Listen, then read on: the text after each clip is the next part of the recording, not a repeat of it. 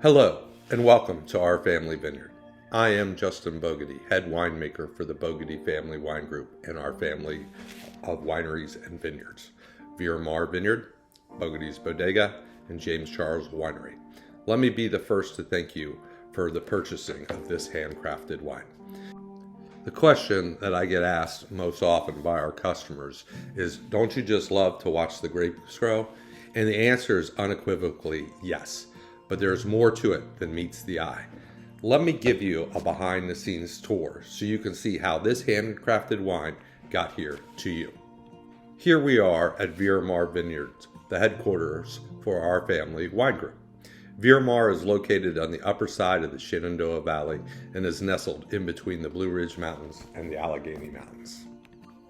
These handcrafted wines start here in the middle of winter. Here we are pre-pruning the vines in anticipation of the upcoming spring. Pre-pruning is done with a tractor while carefully avoiding the metal post. Pre-pruning removes the shoots and canes that bore fruits and leaves from last year.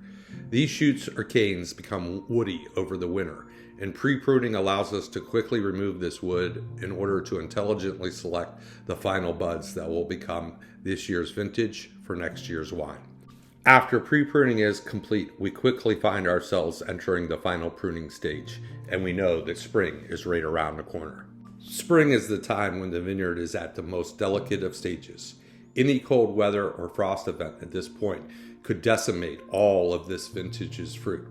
As the vintage is starting to take shapes, buds are what we call breaking, and new leaves and fruit is starting to form. For me, this is not only a time of renewal in the vineyard, but I am also curious to see how this season will play out for this vintage. Will we be able to apply the lessons learned from last season to this season? And I am always hopeful that this will be the best vintage ever, and we will forever make better wine than last season. Call me a romantic or an optimist, but hope springs eternal in this man's heart.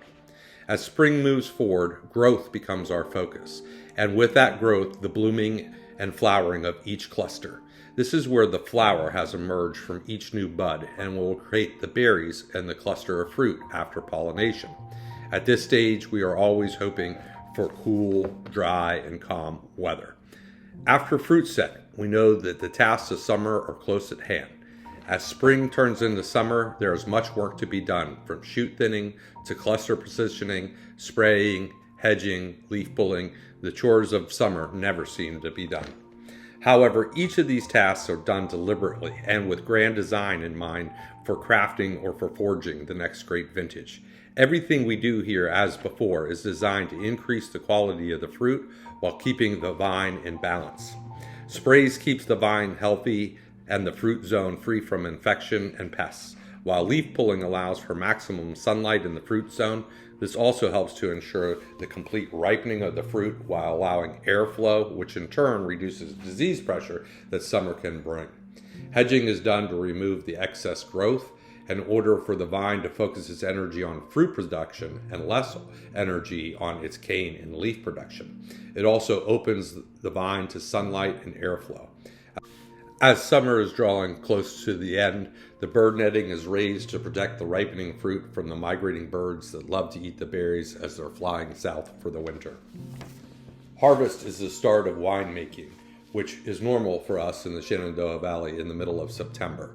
The grapes have been determined to be at the right sugar level, pH levels, acidity level, color, and the right flavors are in the fruit. Then it is time to begin harvest. All of our grapes are harvested by hand. This ensures that each cluster of grapes is at its optimal and prevents unnecessary bruising of the fruit before it's headed to the crush pad.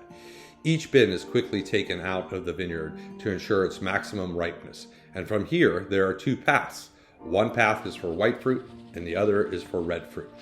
White fruit is processed using a technique called whole cluster pressing. This whole cluster pressing allows us to capture the most fruit expression while reducing the amount of bitter, harsh tannins that you can get from overexposure to the skin, which is not ideal for white wines. Once the juice is separated from the cluster, we quickly move it into stainless steel fermentation tanks. Yeast is added and fermentation is allowed to begin. Once fermentation is underway, we will carefully monitor the production of alcohol until it is complete. This normally takes about 3 to 4 months. And after that, wines are settled, fine, filtered, and ready for bottling. Red wines take a slightly different path. First, red wines must be crushed destemmed. Here, the bins of fruit are dumped into the crusher destemmer. This machine does exactly what it sounds like it does. It slightly crushes the grapes and destems them. However, our machine has one added step, which is it mechanically sorts the berries as well. Better quality berries continue the journey, while lesser quality berries are discarded. This ensures that we are always making the highest quality wine from the highest quality fruit. Now we have the highest quality grapes and its juice into 1-ton bins. And from here, it's about a week-long fermentation process.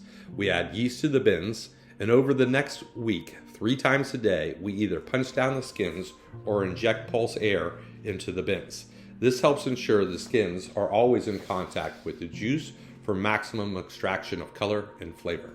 It also ensures that the fermentation temperatures are kept low and it's not too hot by removing the excess trapped heat from under the fermentation cap. When sugar levels are approaching 0, we'll once again use the press to separate the wine from the skins. This wine now contains somewhere between 12 and 15% alcohol. And from here, we'll place the wine into barrels for aging. Barrel aging to a winemaker is akin to a chef cooking with fresh ingredients and spices. Barrel aging is where we can add additional flavors like toast, vanilla, coffee, and mocha, just to name a few. As time passes, wines are aging, and with each passing day becomes more integrated with the oak until they're ready for assemblage, sometimes 1 to 2 years later. After the wines from each barrel are blended together and collected back into the large stainless steel tanks in preparation for bottling day. Bottling day is the culmination of the process of work in the vineyard and converting that year's vintage into the finest quality wine we can. It's always a magical time for us because it is the final stage and represents the encapsulation of all of our hard work, but also represents the encapsulation of what we wish to express to you in our new vintages. I hope that you enjoy the dedication, love, and sunshine that are represented here with this handcrafted bottle of wine. And once again, let me thank you from my family to yours. Cheers and enjoy.